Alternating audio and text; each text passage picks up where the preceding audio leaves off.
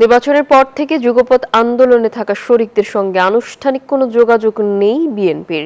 কয়েকটি দলের নেতারা বলছেন, সরকার গঠন করে একলা চলন নীতি নিয়েছে ক্ষমতাসীনরা, দূরে সরিয়ে দিচ্ছে মাঠের শরিকদের। বিএনপি অবশ্য বলছে, রাজনৈতিক কার্যক্রমের মধ্য দিয়ে এই দূরত্ব কমে আসবে। বিস্তারিত শাহ আলী জয়ের রিপোর্টে। আওয়ামী লীগ সরকারের পতন কিংবা ২৪-এর গণ অভ্যুত্থান, বিএনপির সঙ্গে যুগপৎ আন্দোলনে শরিক ছিল বেশ কয়েকটি দল। ২০ দলীয় জোটের প্রধান শরিক জামায়াতে ইসলামী একসময় জোট থেকে বেরিয়ে গেলেও সমমনা ৭ দলকে নিয়ে ২৬ সালের নির্বাচনে অংশ নেয় বিএনপি এবং শরিক দলগুলোর জন্য ৮টি আসন ছেড়ে দেয় দলটি। নির্বাচনে ভূমিধস জয় পাওয়া বিএনপির মন্ত্রিসভায় ঠাঁই হয় শরিক দলের ২ সদস্যের। তবে যে দলগুলো আসন পায়নি তাদের সঙ্গে গত ৫ মাসে আনুষ্ঠানিক কোনো যোগাযোগ নেই বিএনপির, এমন অভিযোগ ছোট দলগুলোর।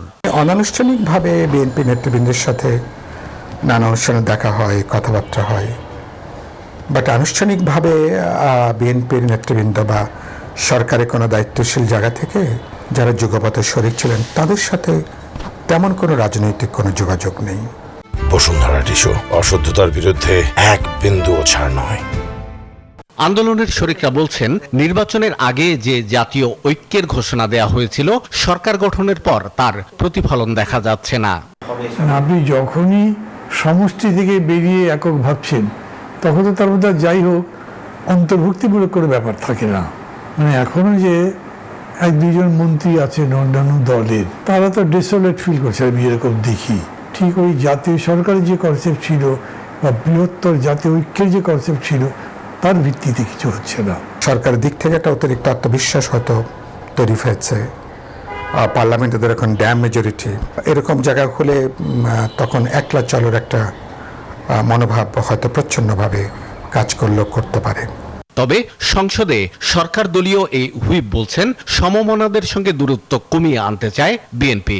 একটা রাষ্ট্র পরিচালনা, রাষ্ট্র দল যদি একটা ক্ষমতা আছে, একটা দূরত্ব সৃষ্টি হতেও পারে। হয়তো যে দলের এমপি নাই বা যে দল হয়তো জিতে আসতে পারে নাই, হয়তো এই যে ক্ষমতা বা রাষ্ট্র পরিচালনার ক্ষেত্রে গ্যাপ হতে পারে।